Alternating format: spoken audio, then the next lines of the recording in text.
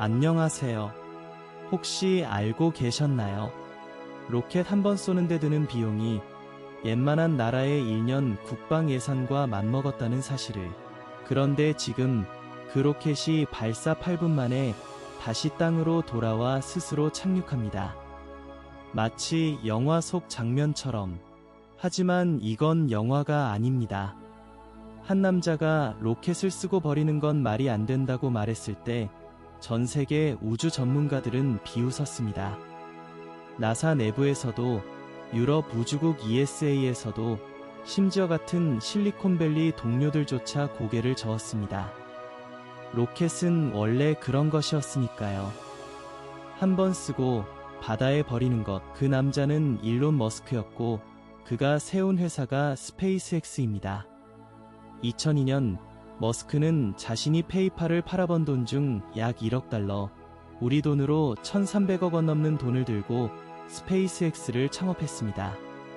그는 이미 알고 있었습니다. 인류가 화성에 가려면 로켓 가격이 지금의 100분의 1은 되어야 한다는 것을. 그런데 말이죠. 처음 3번의 발사는 모두 실패였습니다. 펠컨 1 로켓, 첫 번째 발사, 불꽃 속의 산산조각, 두 번째 발사, 또 실패, 세 번째 발사, 또 폭발. 머스크의 재산은 거의 바닥을 드러냈습니다. 그는 나중에 인터뷰에서 이렇게 말했습니다. 네 번째 발사가 실패했다면 스페이스X는 없었을 것입니다. 2008년 9월 28일, 펠컨 1 네 번째 발사. 이번엔 달랐습니다. 로켓은 대기권을 뚫고 궤도에 올랐습니다. 민간 기업이 자체 개발한 액체 연료 로켓으로 궤도에 도달한 역사상 최초의 순간이었습니다. 하지만 진짜 혁명은 그 다음부터였습니다. 스페이스X가 꿈꾼 건 단순한 로켓 발사가 아니었습니다. 재사용 가능한 로켓, 즉 한 번 쏜 로켓을 다시 회수해서 또 쓰는 기술이었습니다. 비유하자면 비행기가 뉴욕에서 런던을 날고 돌아온 뒤 그냥 버리는 게 아니라 다시 정비해서 또 띄우는 것과 같습니다. 지금 우리에게 그건 당연한 일이지만 로켓은 그렇지 않았습니다. 수십 년 동안 펠컨 9, 스페이스X의 핵심 로켓입니다. 높이가 약 70m, 20층짜리 아파트와 비슷한 높이입니다. 이 로켓이 발사되고 나면 일단 추진체가 분리됩니다. 그리고 놀랍게도 그 추진체는 스스로 방향을 틀어 지상이나 드론십, 바다 위에 떠있는 무인 선박으로 돌아와 직립 착륙합니다.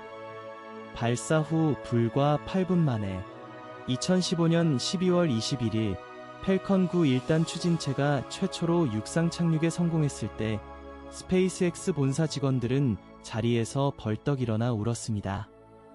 괴짜처럼 보였던 꿈이 현실이 된 순간이었습니다. 그 이후로 펠컨 9는 지금까지 300회 이상 발사되었고 단 한 번의 치명적 실패 없이 임무를 완수했습니다. 같은 추진체가 20번 넘게 재사용된 기록도 있습니다.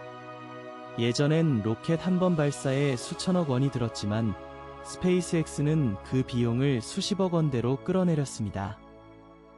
우주 발사 비용이 무려 10분의 1 이하로 줄어든 것입니다. 사실은 이 변화가 단순히 돈 문제로 끝나지 않습니다. 비용이 줄어들자 더 많은 위성이 올라갔습니다. 더 많은 실험이 가능해졌습니다. 그리고 더 많은 사람들이 우주를 꿈꾸기 시작했습니다. 스페이스X는 스타링크 프로젝트로 전 세계 어디서나 인터넷을 쓸 수 있는 저궤도 위성망을 구축하고 있습니다. 지금 이미 6,000개가 넘는 스타링크 위성이 지구 위를 돌고 있습니다. 이 숫자는 앞으로 4만 개까지 늘어날 수도 있습니다. 그런데 여기서 반전이 있습니다. 이 모든 것이 머스크의 최종 목표가 아닙니다. 그에게 펠컨 9도, 스타링크도, 심지어 막대한 돈을 버는 것도 수단일 뿐입니다. 그의 진짜 목표는 화성 이주입니다. 머스크는 공개적으로 이렇게 말했습니다. 나는 인류가 다행성 문명이 되어야 한다고 믿는다. 지구에만 살다간 언젠가 멸종할 것이다. 소행성 충돌이든 기후변화든 핵전쟁이든 지구 하나에만 의존하는 건 너무 위험한 도박이라는 뜻입니다. 그래서 탄생한 것이 바로 스타쉽입니다. 스타쉽은 역사상 인류가 만든 가장 크고 강력한 로켓입니다. 높이 120m, 40층짜리 빌딩과 맞먹는 높이입니다.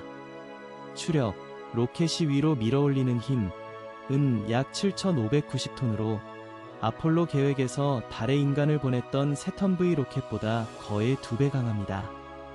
그리고 이 거대한 로켓 전체가 재사용 가능하도록 설계되었습니다. 2023년과 2024년 스타쉽은 연속으로 통합 비행 시험을 진행했습니다. 초기 시험들은 폭발로 끝났습니다. 그러나 스페이스X는 폭발도 데이터다라는 철학으로 실패를 거듭하며 빠르게 개선했습니다. 그리고 2024년 스타쉽은 발사체와 우주선 두 부분 모두가 성공적으로 회수되는 역사적 장면을 세상에 보여주었습니다. 거대한 로켓이 발사대의 기계팔에 정확히 잡히는 그 장면은 보는 모든 이의 입을 다물지 못하게 했습니다. 나사도 이 가능성을 알아봤습니다. 아르테미스 계획, 즉 인류를 다시 달로 보내는 프로젝트에서 나사는 달 착륙선으로 스타쉽을 선택했습니다. 수십 개의 경쟁자를 제치고 놀랍게도 스페이스X의 등장은 경쟁자들도 바꿔놓았습니다. 아마존 창업자 제프 베이조스의 블루 오리진, 유럽의 아리안 스페이스, 일본의 JSA, 중국의 국가항천국까지 모두가 재사용 로켓 개발에 뛰어들었습니다. 스페이스X 혼자가 아니라 지구 전체가 우주로 향하는 경쟁을 시작한 것입니다. 그렇다면 화성 이주는 언제쯤 가능할까요? 머스크는 2030년대 안에 스타쉽이 화성에 화물을 보내는 것을 목표로 하고 있습니다. 그리고 2040년대에는 사람을 보내겠다고 말합니다. 지구에서 화성까지의 거리는 가장 가까울 때도 약 5,500만 킬로미터, 빛이 약 3분 만에 닿는 거리지만 실제 우주선으로는 6개월에서 9개월이 걸립니다. 그 긴 여정을 수십 명, 수백 명, 궁극적으로는 100만 명이 살아서 건너야 합니다. 그 길에는 아직 해결하지 못한 난관들이 쌓여 있습니다. 우주 방사선, 눈에 보이지 않는 고에너지 입자로 장기간 노출 시 암 발생 위험이 높아짐, 6개월간의 무중력 상태가 인체에 미치는 영향, 화성의 극한 추위와 야른 대기. 과학자들은 지금 이 순간에도 이 문제들을 붙잡고 씨름하고 있습니다. 그래도 분명한 것 하나가 있습니다. 스페이스X가 등장하기 전과 후 인류의 우주를 바라보는 시선이 완전히 달라졌다는 사실입니다. 2002년 한 남자가 낡은 로켓 부품을 사러 러시아까지 날아갔을 때 아무도 그가 세상을 바꿀 거라고 생각하지 않았습니다. 그런데 지금 펠컨 9은 이틀에 한 번꼴로 발사됩니다. 스타쉽은 달을 향해 방향을 맞추고 있습니다. 그리고 아이들은 우주비행사가 되고 싶어요. 대신 화성에서 살고 싶어요. 라고 말하기 시작했습니다.